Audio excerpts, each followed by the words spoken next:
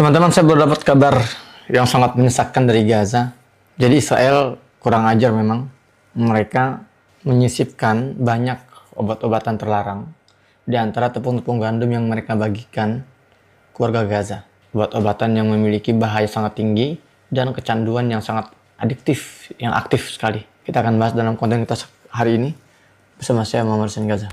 Assalamualaikum warahmatullahi wabarakatuh, teman-teman. Apa kabar semuanya? Kembali lagi bersama saya, Muhammad Hussein Gaza. Hari ini kita akan bahas satu berita yang ini harus kalian ketahui dan dengar dan kalian sebarkan. Ini berita fresh dari teman-teman kami di Gaza. Sumbernya dari kantor media pemerintah Palestina di Gaza, nomor 875, siaran pers resmi. Jadi teman-teman, kalau kalian mengikuti akun Telegram saya di Telegram M Hussein Gaza, itu setiap hari itu ada. Jadi sejak genosida dimulai tanggal 7 Oktober, sudah 875 hari, atau kurang atau lebih, Allah alam. Intinya Kementerian Kesehatan Palestina selalu mengeluarkan rilis setiap hari, dan ini sudah nomor 875. Dan kali ini mereka menjelaskan akan adanya material berbahaya, narkotika yang sengaja dimasukkan oleh pihak penjajah di antara tepung-tepung gandum yang mereka bagikan ke warga Palestina. Teman-teman, saya akan bacakan di sini beritanya, kurang lebih poin-poinnya aja ya. Siaran pers nomor 875 dari kantor media pemerintah Palestina di Gaza, penemuan narkoba dalam kantong tepung bantuan jebakan maut. Disebut jebakan maut karena memang ini dibungkus ya. Proyek Amerika Israel ini membungkus jebakan maut ini dengan namanya distribusi bantuan. Jadi bantuan-bantuan kita ini masih mangkrak di perbatasan Rafah.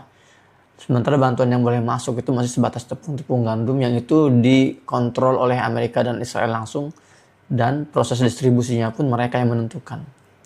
Bagaimana proses distribusinya? Mereka menetapkan satu titik di wilayah Rafah, di mana warga untuk sampai ke situ harus berjalan kaki sejauh 12 km, bangun pagi-pagi jam 2, dan kalau ada yang datang lebih awal akan ditembak. Kalau datangnya di waktu yang ditentukan tapi terlalu banyak akan ditembak juga. Kalau datangnya belakangan akan ditembak juga. Jadi sudah sekitar 600 warga Gaza itu terbunuh sengaja, dibantai oleh tentara Amerika dan Israel saat mereka sedang mengantri bantuan-bantuan itu. Nah, sekarang yang lebih parahnya lagi ternyata ditemukan di beberapa kasus, di beberapa kantong tepung. Ada foto-fotonya, ini saya akan tampilkan. Jadi teman-teman, dalam kantong-kantong tepung itu, tepung gandum itu ditemukan pil namanya oksikodon. Ya, di oksikodon ini sudah ada 4 kesaksian paling tidak yang berhasil didokumentasikan oleh warga Gaza yang menemukan pil-pil ini. Ada kekhawatiran serius bahwa beberapa zat narkotika ini mungkin telah sengaja digiling atau dilarutkan ke dalam tepung itu sendiri. Jadi kalau kita lihat videonya teman-teman atau fotonya ini, yang ditemukan itu beberapa butir. Ada kemungkinan memang ini butir-butir yang tidak tergiling. Artinya apa? Artinya ketika proses penggilingan gandum itu memang mereka masukkan juga pil-pil itu. Jadi pil-pil itu juga larut seperti gandum ya, karena kan sama jenis cara pengolahan atau cara istilahnya pelarutan itu. Bayangkan gandum roti yang mereka makan itu ternyata ada narkotikanya. Jadi ada zat adiktifnya. Kalau apa itu zat adiktif, saya nggak pernah sekalipun menyentuh barang-barang itu. Tapi yang saya baca, yang saya tahu, ini zat adiktif. Kalau kita makan sekali, kita akan ketergantungan. Kalau kita nggak makan, tubuh kita itu akan benar-benar seperti orang yang tersiksa parah. Itulah kenapa nggak gampang merehabilitasi orang yang kecanduan itu. Itu benar-benar berat sekali itu. Dan bayangkan warga Gaza di sana kelaparan, dibombardir, kesakitan. Ketika mereka dikasih makanan, bantuan berupa gandum, gandum itu sudah tercampur dengan zat narkotika yang sengaja dicampurkan oleh penjajah.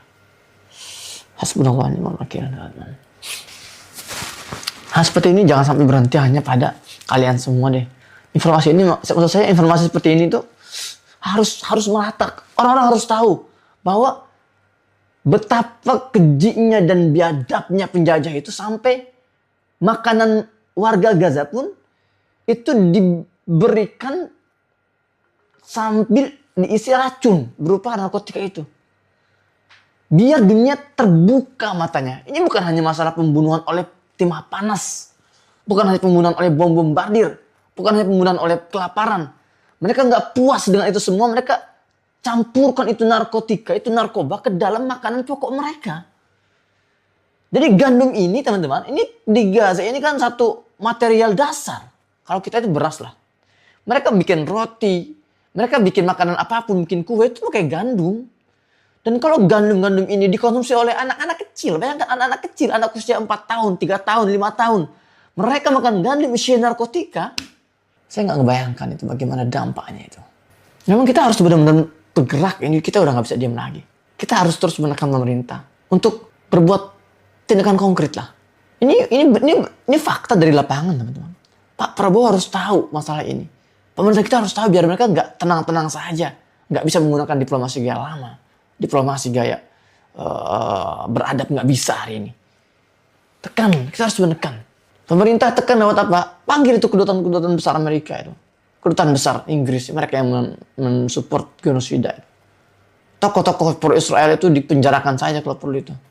Bikin malu bangsa aja, pengkhianat bangsa di tengah-tengah kita itu. Kita, teman-teman, kita juga berjuang maksimal, jangan yang sisa. Kadang gimana ya? Saya sebetulnya nggak mau menampilkan muka-muka si emak-emak itu di akun-akun saya itu, baik di Facebook, di Instagram ataupun di YouTube atau di TikTok. Cuman ya saya nggak bisa melepaskan fakta bahwa kalian itu senang dengan hal seperti ini, kontroversi seperti ini. Maka saya manfaatkan ya yang lagi hype ini untuk mengangkat isu Palestina. Kenapa? Karena jujur saja, kalau video seperti ini misalnya, ini jarang sekali ini kalian up, jarang sekali kalian bersedia berkorban untuk membuat ini agak trending itu. Kenapa harus ada kontroversi dulu? Padahal bagi saya ini sebuah hal yang bagi saya sangat-sangat harus kita ini sebarkan seperti ini. Kalau kita ini nyerah dengan pemberitaan-pemberitaan media yang mulai lebih membahas hal-hal yang tidak substansi, sehingga pemberitaan masalah Gaza ini tenggelam, ya, maka tugas kita adalah memanfaatkan media alternatif ini. YouTube kan masih alternatif untuk masalah pemberitaan. Kita gunakan media alternatif ini untuk bersuara di situ, teman-teman. Untuk membuka mata manusia, mata orang-orang, mata warga sekitar. Kalau kita ini diam, kalau pemberitaan masalah Gaza sepi, aksi-aksi jadi sepi. Aksi-aksi sepi artinya apa? Artinya sudah masalah Palestina tidak lagi jadi hal yang berharga untuk kita bahas. Artinya kita menormalisasi genosida ini. Udah saya masih nggak habis pikir itu. Tepung, mereka kelaparan, dikasih makan tepung, isinya itu sudah bercampur dengan gilingan narkotika. Astagfirullahaladzim. Benar-benar ini kejaman luar biasa. La ilaha illallah Muhammadur Rasulullah. Jadi mereka harus hidup dalam dilematis lagi mereka ini. Mereka kelaparan. Mereka perlu makan, perlu tenaga, perlu energi. Tapi di sisi lain mereka nggak bisa makan makanan itu. Kalau mereka tahu ini sudah ada campuran narkotika, ya mereka harus tinggalkan itu. Karena ya ini haram pertama. Kedua, ini berbahaya sekali. Bayangkan, satu tepung gandum itu berapa yang makan itu teman-teman. Satu karung tepung gandum itu berapa yang makan. Dikonsumsi berapa hari itu. Ini kekejaman yang gak pernah terjadi sebelumnya ini. Tepung gandum dimasukin narkotika, narkoba. La haula wala quwwata illa billah. Ya teman-teman, saya nggak bisa bicara banyak ya. Kita nggak akan bahas masalah banyak, cukup bahas ini aja. Tapi tolong jadi renungan kita semua.